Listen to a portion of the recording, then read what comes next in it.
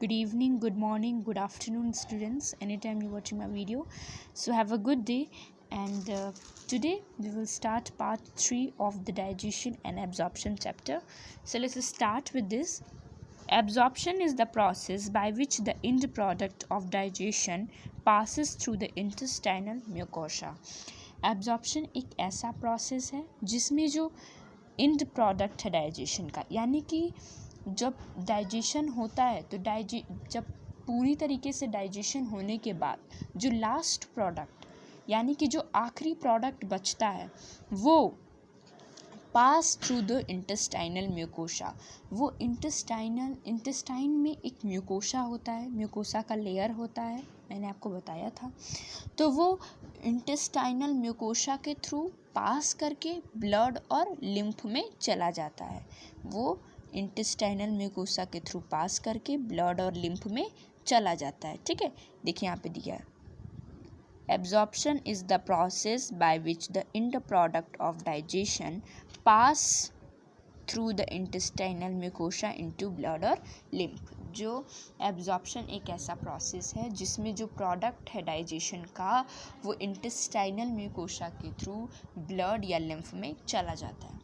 अब ये वो देखिए, एब्जॉर्प्शन एक ऐसा प्रोसेस है जिसके थ्रू हमारा जो ब्लड है वो जो भी विटामिन्स है, प्रोटीन्स हैं, ठीक है, या फिर जो कार्बोहाइड्रेट, फैट्स, ये सब जो डाइजेस्टेड प्रोडक्ट होते हैं उन्हें वो एब्जॉर्ब करते हैं। जो भी डाइजेस्टेड प्रोडक्ट है उसे वो एब्जॉर्ब करता है हमारा ब्लड, और वो उसे एब्जॉर्ब करने के बाद हमारे बॉडी के हर पार्ट्स में पहुंचाता है।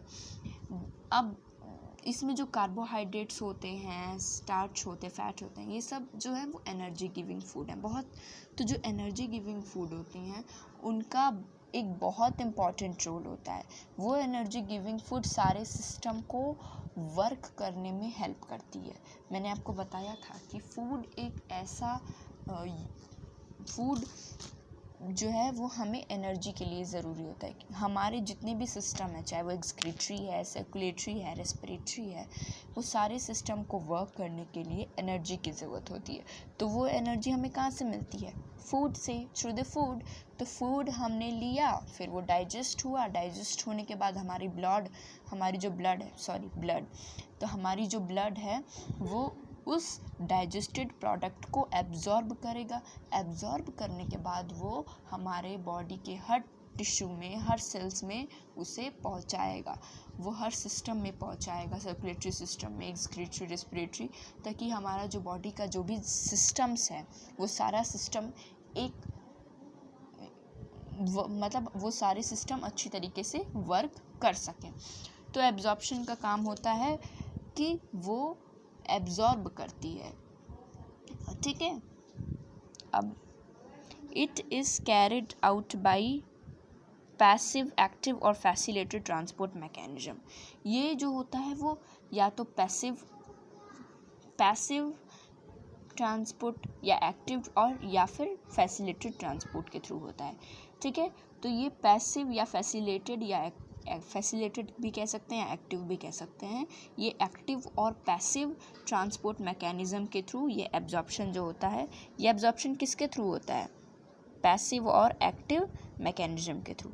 Small amount of monosaccharides like glucose, amino acids and some electrolytes like chloride ions are generally absorb by simple diffusion. कुछ इलेक्ट्रोलाइट्स के यहाँ पे नाम दिए हैं, जैसे कि कौन कौन से हैं? मोनोसेचराइड मतलब जैसे कि ग्लूकोज हो गया, अमीनो एसिड्स हो गए, ये कुछ ऐसे इलेक्ट्रोलाइट्स हैं वो जो, और क्लोराइड आयन, ये कुछ ऐसे इलेक्ट्रोलाइट हैं जो सिंपल डिफ्यूजन के थ्रू एब्जॉर्ब किए जाते हैं। डिफ्यूजन क्या होता है? Diffusion is the process by which a substance or a gas move from higher concentration to lower concentration. ये एक ऐसा प्रोसेस है जिसमें एक substance from higher concentration to lower concentration move करता है। हायर कंसंट्रेशन यानी कि जहाँ पे जो हमारा कंसंट्रेशन ग्रेडियंट है वो बहुत ज़्यादा हो, लोअर कंसंट्रेशन जहाँ पे हमारा कंसंट्रेशन ग्रेडियंट बहुत कम हो। कंसंट्रेशन जानते ही होंगे कि कंसंट्रेशन क्या होता है। कंसंट्रेशन में जो सॉल्यूट की मात्रा होती है वो ज़्यादा होती है, ठीक है, सॉल्वेंट के मुकाबले। ठीक है, तो सॉल्यूट की मात्रा जब हम ज़्यादा कर देते हैं तो वो कंसंट्रेशन हो जाता है, और सॉल्वेंट की मात्रा जब ज़्यादा होती है तो वो डाइल्यूट हो जाता है। तो वो दूसरी चीज़ है। फिर ये क्या होता है कि डिफ्यूजन में हायर कंसंट्रेशन से लोअर कंसंट्रेशन की तरफ जो है वो सब्सटेंस मूव करती है। मान लीजिए यहाँ पे हायर कंसंट्रेशन है और यहाँ पे लोअर कंसंट्रेशन है, तो डिफ्यूजन प्रोसेस में जो सब्सटेंस है वो हायर कंसंट्रेशन से लोअर कंसंट्रेशन में मूव करता है, higher to lower, higher to lower. तो इसी प्रोसेस को हम डिफ्यूजन कहते हैं। The passage of this substances into the blood depend upon the concentration gradient. ये जो पैसेज है इन सब्सटेंसेस का, ब्लड का, ये डिपेंड करता है कंसंट्रेशन ग्रेडियंट। मैंने बताया ना कि डिफ्यूजन प्रोसेस किस पे डिपेंड करता है, कंसंट्रेशन ग्रेडियंट पे। डिफ्यूजन हो गया, ऑस्मोसिस हो गए, ये कुछ ऐसे प्रोसेस हैं जो कंसंट्रेशन ग्रेडियंट पे डिपेंड करता है। और डिफ्यूजन का एक और ख़ासियत है जो कि आप प्लांट फिजियोलॉजी में पढ़ेंगे। प्लांट फिजियोलॉजी में ट्रांसपोर्ट एंड कुछ ऐसे चैप्टर का नाम है, उसमें आप पढ़ेंगे कि जो डिफ्यूजन प्रोसेस है उसमें कोई भी एनर्जी का एक्सपेंडिचर नहीं होता, यानी कि उसमें एटीपी एनर्जी का यूज़ नहीं होता है। ठीक है, उसमें एनर्जी खर्च नहीं होती है। जैसे कोई हर एक काम को करने में एनर्जी एक्सपेंड होती है, खर्च होती है, लेकिन डिफ्यूजन प्रोसेस में एनर्जी एक्सपेंड, खर्च नहीं होती है। तो ये एक कॉमन टॉपिक था जो कि प्लांट फिजियोलॉजी में दिया है, आप पढ़ेंगे। ठीक है, तो ये क्या मैंने बताया ना कि डिफ्यूजन जो है वो कंसंट्रेशन ग्रेडियंट पे डिपेंड करती है। ये हमेशा higher to lower, higher to lower, higher concentration to lower concentration की तरफ मूव करेगी। ये किस पे डिपेंड करती है, concentration gradient. Some substances like glucose and amino acids absorbs with the help of carrier protein. कुछ substances हैं जैसे कि ग्लूकोज और अमीनो एसिड्स, वो कैरियर प्रोटीन के हेल्प से एब्जॉर्ब होते हैं। कैरियर प्रोटीन यानी कि एक फैसिलिटेड डिफ्यूजन एक प्रोसेस होता है जिसमें जो प्रोटीन होती है, प्रोटीन का एक खास वर्क होता है। उसमें फैसिलिटेड डिफ्यूजन में जो प्रोटीन होते हैं, उस प्रोटीन का वर्क होता है कि वो डिफ्यूजन प्रोसेस में हेल्प करती है, वो डिफ्यूजन प्रोसेस में हेल्प करती है। ठीक है, डिफ्यूजन करने में हेल्प करती है। उस प्रोटीन का काम होता है कि वो डिफ्यूजन में हेल्प करती है। ठीक है,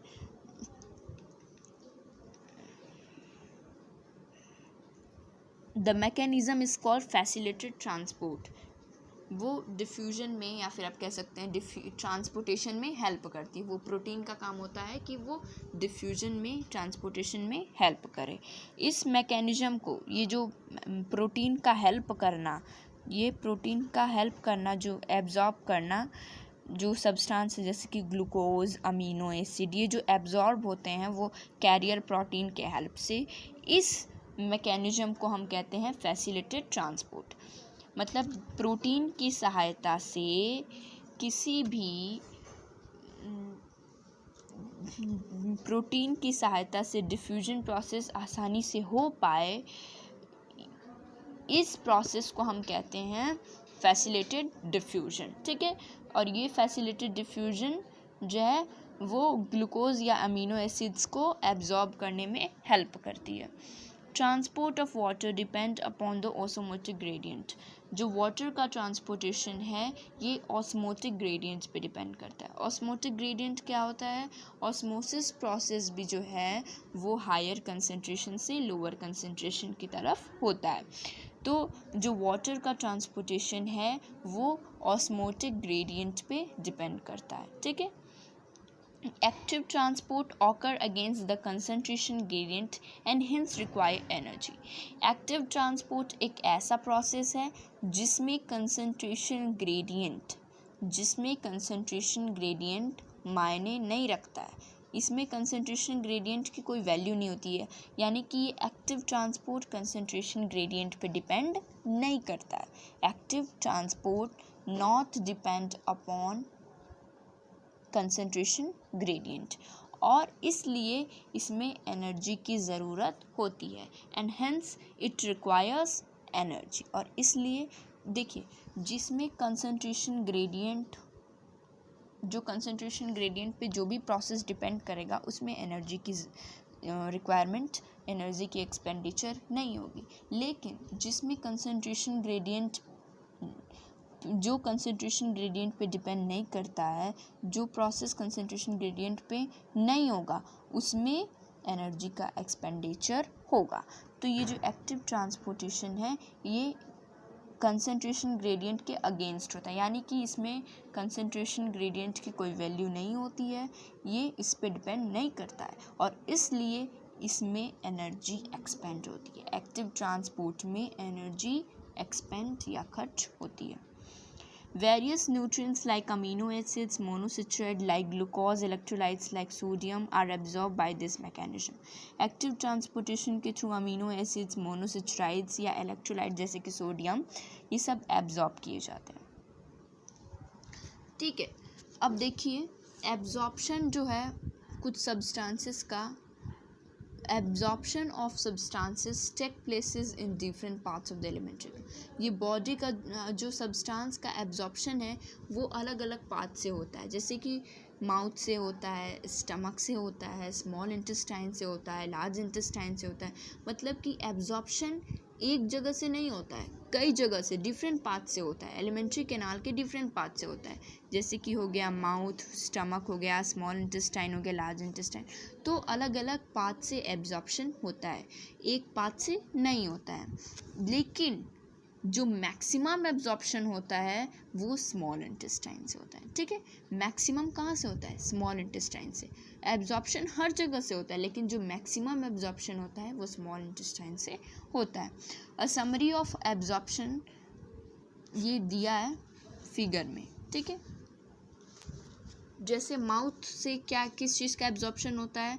certain drugs coming in contact with the mucosa of the so ये टेबल को हम नेक्स्ट वीडियो में पढ़ेंगे।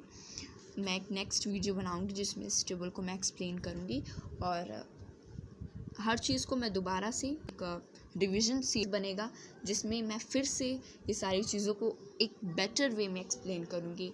एंड आई प्रॉमिस ये चैप्टर आपको बहुत अच्छी तरीके से समझ में आएगा and you will get know better this chapter. The absorbed substances finally reach to the tissue which utilize them their activity. ये absorbed substances जो हैं वो finally tissue तक पहुँचते हैं और ये which utilize them for their activities. ये जो absorbed substances हैं ये टिश्यू तक पहुँचते हैं और ये टिश्यू जो है वो इस absorbed substances को यूटिलाइज़ करती है। मैंने कहा ना, जैसे कि जो भी absorbed substances हैं जैसे कि कार्बोहाइड्रेट, प्रोटीन, ये सब जो भी मतलब कोई भी हम कह रहे हैं, कोई भी एब्जॉर्ब सब्सटेंसेस हैं वो फाइनली जो है वो टिश्यू, हर एक टिश्यू तक ब्लड के थ्रू, ब्लड के हेल्प से वो हर एक टिश्यू तक, हर एक सेल तक वो एब्जॉर्ब सब्सटेंस पहुँचेगा और हर एक टिश्यू, हर एक सेल उस एब्जॉर्ब सब्सटेंसेस को यूटिलाइज़ करेगा अपने एक्टिविटीज़ को करने में, अपनी क्रियाओं को करने में उसका यूटिलाइजेशन करेगा, उसका हेल्प लेगा उसका। तो इस प्रोसेस को हम एजिमिलेशन कहते हैं। किस प्रोसेस को? जिस प्रोसेस में मतलब ब्लड, जिस एजिमिलेशन एक ऐसा प्रोसेस है जिसमें एजिमिलेशन एक ऐसा प्रोसेस है जिसमें ब्लड जो है वो वो एब्जॉर्ब सब्सटेंसेस को हर एक टिश्यू तक पहुंचाने का काम करती है। उसी प्रोसेस को हम एजिमिलेशन कहते हैं। The process in which blood transport absorb substance to each tissue तक, मतलब प्रत्येक टिश्यू तक, हर एक टिश्यू तक ब्लड एब्जॉर्ब सब्सटेंस को पहुंचाने का काम करती है। उसी प्रोसेस को, उसी प्रक्रिया को एजिमिलेशन कहते हैं। आई होप यू मतलब आपको समझ में आया हो। The digestive waste solidified into coherent faeces into rectum neural reflex causing an urge and desire for. जो रिप्रोडक्टिव वेस्ट है, जो वेस्ट प्रोड्यूस होता है, फीकस, जिसे हम फीकस कहते हैं, ठीक है। जो सॉलिड वेस्ट प्रोड्यूस होता है उसे हम फीकस कहते हैं, और जो लिक्विड वेस्ट प्रोड्यूस होता है उसे हम यूरिन कहते हैं, और जो गैसियस वेस्ट प्रोड्यूस होता है उसे हम कार्बन डाइऑक्साइड कहते हैं, ठीक है। तो जो सॉलिड वेस्ट जो कि फीकस होता है वो रेक्टम से एनस और एनस से बॉडी के बाहर चला जाता है, ठीक है। The ejection of feces to the outside through the anal is a voluntary process and is carried out by mass peristaltic movement। और ये जो प्रोसेस है जिसके थ्रू जो फीकस मटेरियल है, जो भी फेकस मटेरियल है वो बॉडी के बाहर मतलब निकलती है, बॉडी से बाहर निकलती है, तो इस प्रोसेस को हम यूजेशन या एक्सक्रीशन कहते हैं। एक्सक्रीशन किसे कहा जाता है? The process by which a excretory product or waste product removes out of the body is called excretion, ठीक है, इज कॉल्ड इजेशन या एक्सक्रीशन, ठीक है। तो जिस प्रोसेस के थ्रू फीकस मटेरियल या फिर वेस्ट मटेरियल बॉडी से बाहर निकलती है, the process through which a waste material remove out of the body से बाहर निकल जाती है, जो बेकार के मटेरियल्स होते हैं जिनकी कोई आवश्यकता नहीं होती है, वो बॉडी से जब बाहर निकल जाते हैं उस प्रोसेस को हम इजेशन कहते हैं। और ये प्रोसेस जो है वो एक वॉलंटरी कंट्रोल में होती है, ठीक है, वॉलंटरी प्रोसेस है, और ये जो है वो मास पेरिस्टल्टिक मूवमेंट के थ्रू होती है, ठीक है, पेरिस्टल्टिक मूवमेंट। अब हम यहाँ पे पढ़ेंगे disorders of the digestive system. The inflammation of the intestinal tract is the most common element due to bacterial और वायरल इन्फेक्शन। जो हमारा इंटेस्टाइनल ट्रैक्ट है, यानी कि जो हमारा जो इंटेस्टाइन का जो भी हमारा जो इंटेस्टाइनल ट्रैक्ट है उसमें जो इन्फ्लेमेशन है, जो जलन है, वो किसके वजह से होती है? वो बैक्टीरियल या वायरल इन्फेक्शन के वजह से हमारे इंटेस्टाइन में इन्फ्लेमेशन होता है, जलन होता है, ठीक है। फिर से मैं बता रही हूँ, हमारे इंटेस्टाइन में बैक्टीरियल या वायरल इन्फेक्शंस की वजह से इन्फ्लेमेशन होता है, जलन होता है। The infection are also caused by parasite. ये इन्फेक्शन जो होता है वो पैरासाइट के थ्रू भी होता है, जिसमें सिम्टम्स क्या होते हैं? सिम्टम इसका मेन होता है इन्फ्लेमेशन ऑफ इंटेस्टाइनल ट्रैक्ट। जो हमारा इंटेस्टाइनल ट्रैक्ट है उसमें इन्फ्लेमेशन, जलन या पैरासाइट्स की वजह से होते हैं। कुछ पैरासाइट्स के नाम दिए हैं, टेपवॉर्म, राउंडवॉर्म और थ्रेडवॉर्म। टेपवॉर्म, राउंडवॉर्म और थ्रेडवॉर्म, या हुकवॉर्म या पिनवॉर्म, ठीक है। अब यहाँ पे कुछ डिजीजेस दिए हैं, ठीक है, जो डिसऑर्डर्स की वजह से होते हैं।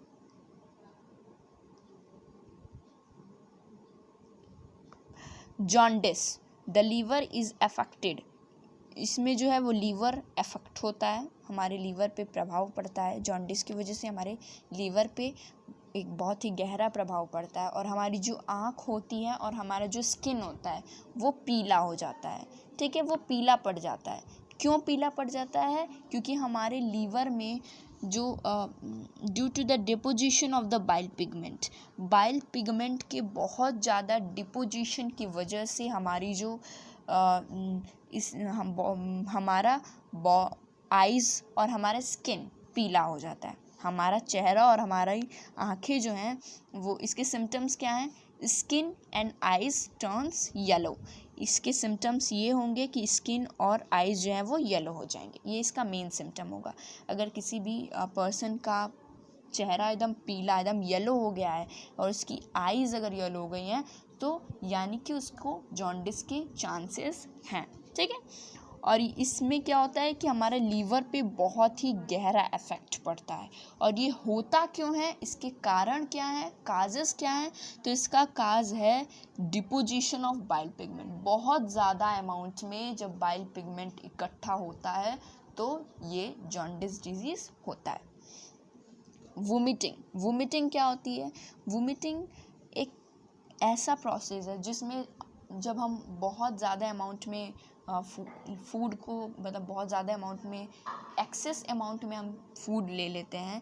कहा जाता है ना कि किसी चीज़ का एक फिक्स्ड अमाउंट होता है, आप उस अमाउंट से ज़्यादा ले लोगे तो वो नुकसान करता है। तो जब आप खाना खा रहे हैं और खाने को आप बहुत ज़्यादा अमाउंट में ले लेते हैं तो हमें वोमिटिंग होने लगती है। वोमिटिंग होती है मतलब कि वो खाना जो है वो वोमिटिंग के थ्रू, जो क्योंकि हमारी स्टमक एक लिमिट तक खाने को पचा सकती है। जब आपका बहुत ज़्यादा अमाउंट में आप खाना ले लेंगे तो उसको पचाने में प्रॉब्लम होगी स्टमक को। तो उस समय क्या होता है कि जब आप बहुत ज़्यादा अमाउंट में फूड ले लेते हैं, खाने को ले लेते हैं, तो वो वोमिटिंग के थ्रू वो खाना जो है वो बॉडी के बाहर निकल जाती है। ठीक है, it is the ejection of stomach contents through the mouth. इसमें जो है वो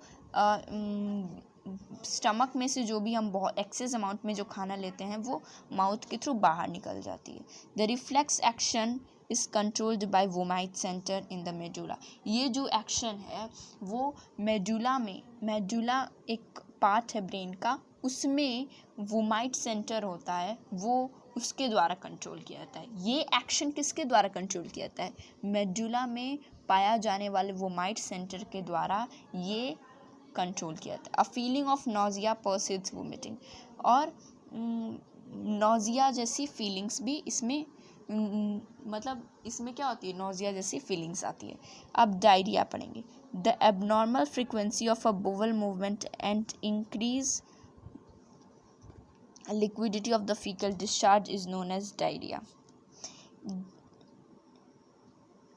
इसमें क्या होता है, जो डिस्चार्ज होता है, जो हमारा डिस्चार्ज होता है वो बहुत ज़्यादा लिक्विड, मतलब बहुत ज़्यादा पतला, हमारा जो फीकस मटेरियल है, फीकल डिस्चार्ज है, तो वो सॉलिड रूप में पाया जाता है। तो वो सॉलिड सब्सटेंस बहुत ही ज़्यादा, मतलब एक बहुत ज़्यादा लिक्विफाइड होता है, बहुत ज़्यादा पतला हो जाता है। इसमें ये सिम्टम्स देखा गया है कि जो हमारा सॉलिड मटेरियल, सॉलिड फीकस है, वो तो सॉलिड होता है जनरली, तो नॉर्मल रूप से वो सॉलिड होता है, लेकिन डायरिया के केस में वो बहुत ज़्यादा लिक्विड के रूप, मतलब एक लिक्विफाइड हो जाता है, यानी कि लिक्विड के रूप में हो जाता है वो फीकस मटेरियल, तो इसे हम डायरिया कहते हैं। It reduces the absorption of food. ये फूड का जो एब्जॉर्ब करने की क्षमता है, फूड को जो एब्जॉर्ब करने की क्षमता है, ये उसे कम कर देती है, यानी कि एब्जॉर्प्शन, किस फूड को एब्जॉर्ब करने की जो कैपेसिटी है उसे रिड्यूस कर देती है। अब कंस्टिपेशन क्या है? In constipation the faeces are retain within the colon as the bowel movement occur irregular. Constipation यानी कि अपच, ये कंस्टिपेशन जो है वो रेगुलरली होता रहता है। इसमें जो फीकस जो है वो कोलॉन के through bowel movement retain within, मतलब कॉन्स्टिपेशन एक ऐसा प्रोसेस है जिसमें जो फीकस है वो रिटेन हो जाता है कॉलॉन से रिटेन होके बॉवल मूवमेंट, इसमें जो है वो बॉवल मूवमेंट हमेशा इरेगुलरली, मतलब रेगुलर रूप से नहीं लेकिन इरेगुलरली इसमें बॉवल मूवमेंट ऑकर होता रहता है। ठीक है, अब है यहाँ पे indigestion. In the addition the food is not properly digested leading to feeling of fullness. यानी कि इनडाइजेशन यानी कि एक ऐसा प्रोसेस है जिसमें फूड जो है वो प्रॉपरली डाइजेस्ट नहीं होता, प्रॉपरली डाइजेस्ट नहीं हो पाता है, पच नहीं पाता है, जिसमें जो फीलिंग ऑफ फुलफिलनेस आती है, यानी कि ऐसा लगता है कि हमारा पेट हमेशा भरा हुआ है। तो क्योंकि फूड जो है वो अच्छे से डाइजेस्ट नहीं होता है तो हमें ऐसा फील होता है कि फुल, हमारा जो स्टमक है वो फुल है। The causes of the indigestion are inadequate enzyme secretion, यानी कि जब एक एडिक्वेट अमाउंट में एंजाइम का सिक्रेशन नहीं होगा तो जाहिर सी बात है इनडाइजेशन होगा। यानी कि जितना अमाउंट में हमारे जो भी एंजाइम्स चाहिए, चाहे वो पेप्सिन एंजाइम हो, चाहे वो लाइपेज एंजाइम हो, चाहे वो कोई भी एंजाइम हो, तो वो जब एक फिक्स्ड अमाउंट, जितना अमाउंट हमें चाहिए उस अमाउंट में सिक्रीट नहीं होंगे तो जाहिर सी बात है खाना अच्छी तरीके से पचेगा नहीं, और खाना पचेगा नहीं तो हमें इनडाइजेशन हो जाएगा।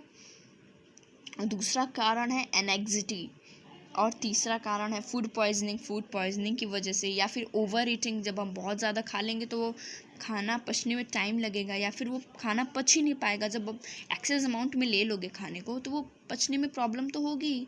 और स्पाइसी फूड भी इसका कारण है।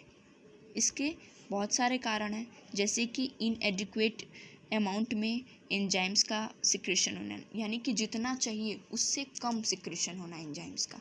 हमें चाहिए कुछ ज़्यादा और वो एंजाइम कम सिक्रेट होगा, तो वो एक कारण। दूसरा एनेक्सिटी, तीसरा फूड पॉइजनिंग, चौथा ओवर ईटिंग, और पांचवा स्पाइसी फूड। अब ये कुछ पीईएम क्या होता है?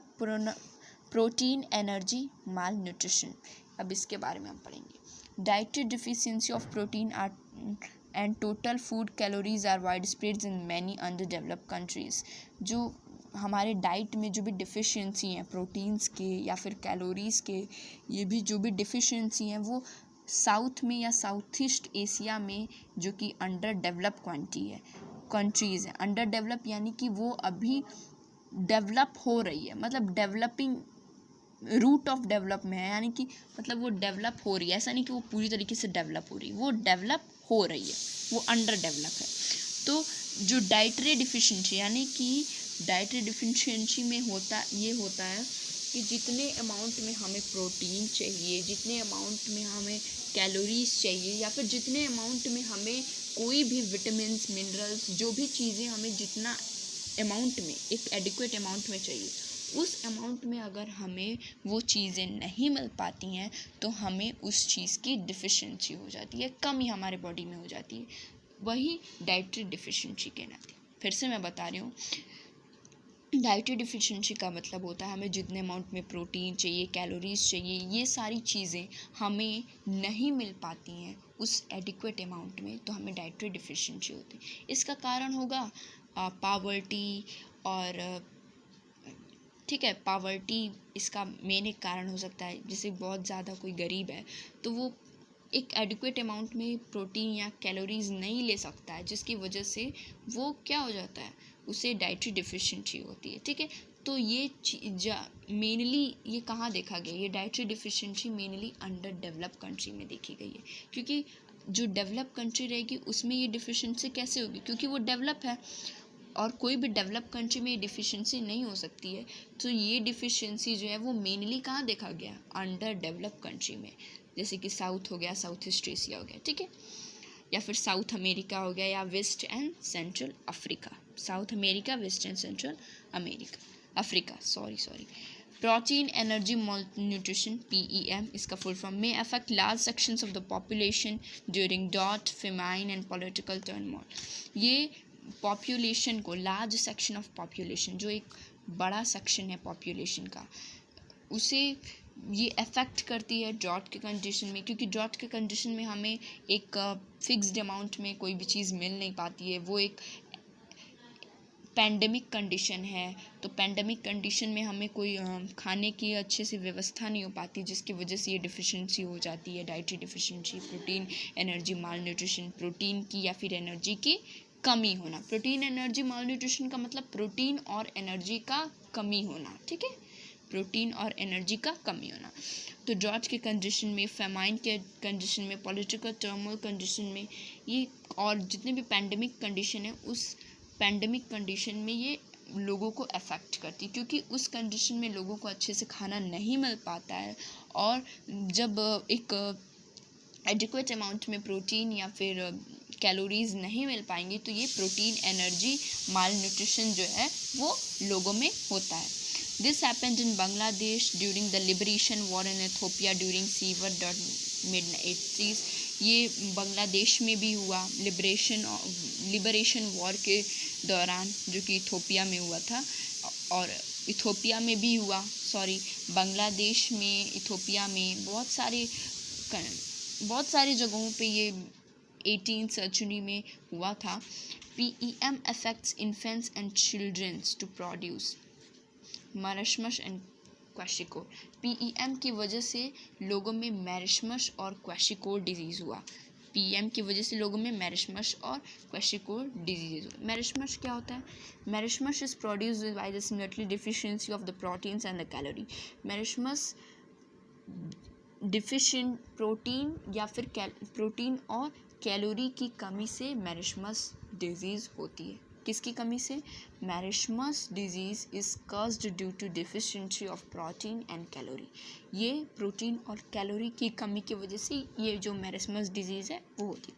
It is found in infant less than a year in age. ये 1 साल से कम के बच्चों 1 साल के से कम जितने भी लोग हैं, मतलब 1 साल से कम के बच्चों में ये ज़्यादातर पाया गया। जो भी 1 साल से कम है एज वाला है उनमें ये ज़्यादा मेरिस्मस डिजीज़ देखा गया। जो भी 1 साल से कम एज का है उसमें ये मेरिस्मस डिजीज़ ज़्यादा पाई गई। If mother milk is replaced too early by other foods are poor in both protein and. ये क्यों होता था? क्योंकि जो मदर मिल्क है उसको अदर फूड से रिप्लेस कर दिया जाता है। यानी कि कोई भी चाइल्ड को उसका मदर मिल्क नहीं प्रोवाइड होता था, उसकी जगह पे लोग उसे दूसरे फूड्स खिलाते थे, अलग अलग खाना खिलाते थे, मदर मिल्क नहीं प्रोवाइड कराते थे, जिसकी वजह से उस बच्चे को, जो कि 1 साल से कम बच्चा है, उसे प्रोटीन और कैलोरी की डिफिशिएंसी हो गई और उसे मेरिस्मस डिजीज़ हो गया। ठीक है। This offence happen if this mother has the second pregnancy और चाइल्ड बर्थ। ये तब भी हो सकता है जब मदर का सेकेंड प्रेगनेंसी यानी कि जब दूसरे बच्चे के टाइम पे भी ये हो सकता है। ठीक है। दूसरे बच्चे के टाइम पे यानी कि जैसे एक मदर है, उसके 2 बच्चे हैं, उसका जो एक चाइल्ड है वो बहुत बड़ा हो गया है और दूसरा चाइल्ड है वो अभी मतलब पैदा हुआ है, उसको कुछ महीने हुए हैं। तो इस कंडीशन में जो मेरिस्मस का खतरा होता है वो ज़्यादा होता है। क्यों होता है? क्योंकि सेकेंड प्रेगनेंसी के दौरान ये ज़्यादा देखा गया। जब जो फर्स्ट चाइल्ड है वो बहुत ज़्यादा बड़ा हो और जो छोटा मतलब जो दूसरा चाइल्ड है वो बहुत ज़्यादा यंग हो, तब ये मेरिस्मस डिजीज़ देखा गया लोगों में। In marasmus protein deficiency impair growth and replacement of tissue protein और extreme emaciations of the body and the thinning limbs result. इसमें जो होगा वो लिम्स जो हैं वो बॉडी के वो बहुत पतले हो जाएंगे लिम्स। ठीक है। द स्किन बिकम्स ड्राई और स्किन जो है वो बहुत ड्राई हो जाएगी, थीन हो जाएगी, पतली हो जाएगी, रिंकल्ड हो जाएगा। Growth rate and the body weight decline और जो हमारी बॉडी में ग्रोथ रेट है वो भी कम हो जाएगा और बॉडी का जो भी वेट है वो भी अचानक से कम होने लगेगा। Even growth and development of the brain and mental faculties are impair और जो भी हमारी ग्रोथ और डेवलपमेंट है हमारे ब्रेन का या फिर हम मेंटल फैकल्टीज़ का, वो ग्रोथ और डेवलपमेंट हमारे ब्रेन का ग्रोथ और डेवलपमेंट अच्छे से नहीं हो पाता है। ठीक है। हमारे ब्रेन का ग्रोथ और डेवलपमेंट अच्छे से नहीं हो पाएगा और ग्रोथ रेट भी अफेक्ट होगा, वेट भी धीरे धीरे कम होने लगेगा, बढ़ने के बजाय वेट भी कम होने लगेगा। ठीक है। स्किन भी ड्राई हो जाएगी। ठीक है। और रिंकल्ड भी हो जाएंगे स्किन पे। तो बहुत सारे इसके कारण हैं। Kwashiorkor is produce by the protein deficiency unaccompanied by calorie deficiency. Kwashiorkor जो है वो मेनली किसके वजह से होता है? प्रोटीन की डिफिशिएंसी की वजह से। ठीक है। It results from the replacement of the mother milk by a high calorie protein diet. इसमें ये होता क्या है कि जो मदर का मिल्क है उसको एक हाई कैलोरी जिसमें कैलोरी ज़्यादा हो और लो प्रोटीन डाइट से रिप्लेस कर दिया जाता है। ठीक है। इसमें जो मदर का मिल्क है, जो माँ का जो दूध होता है, उसको एक हाई कैलोरी जिसमें कैलोरी ज़्यादा हो उससे और प्रोटीन कम हो, कैलोरी ज़्यादा हो और प्रोटीन कम हो, उससे रिप्लेस कर दिया जाता है। और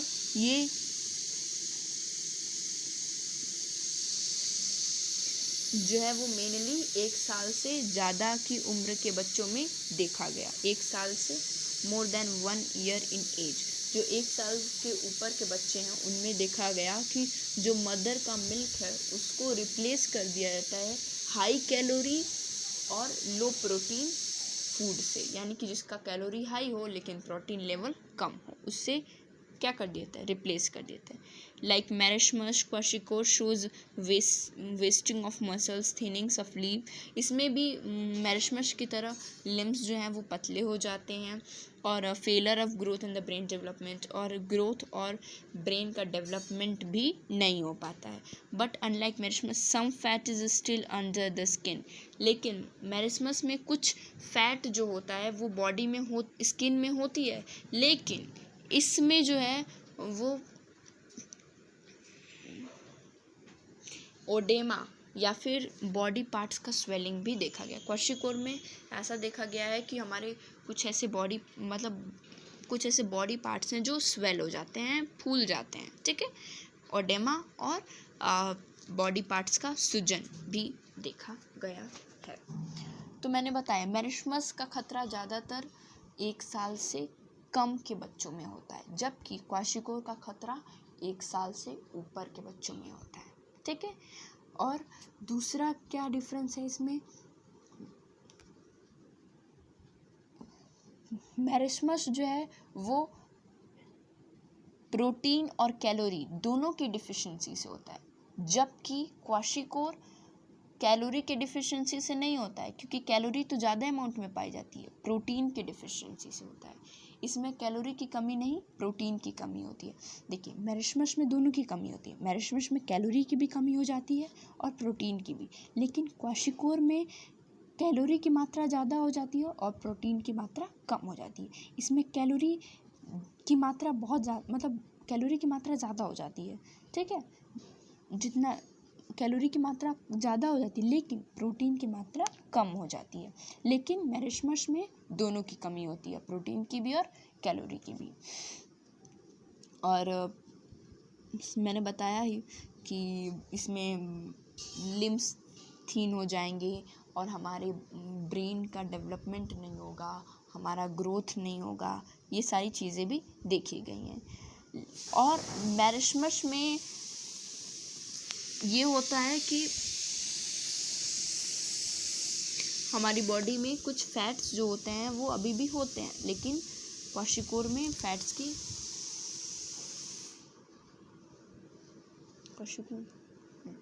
और ओडेमा या फिर बॉडी पार्ट्स में स्वेलिंग भी, क्वाशिकोर में ओडेमा और बॉडी पार्ट्स में स्वेलिंग भी देखी गई है।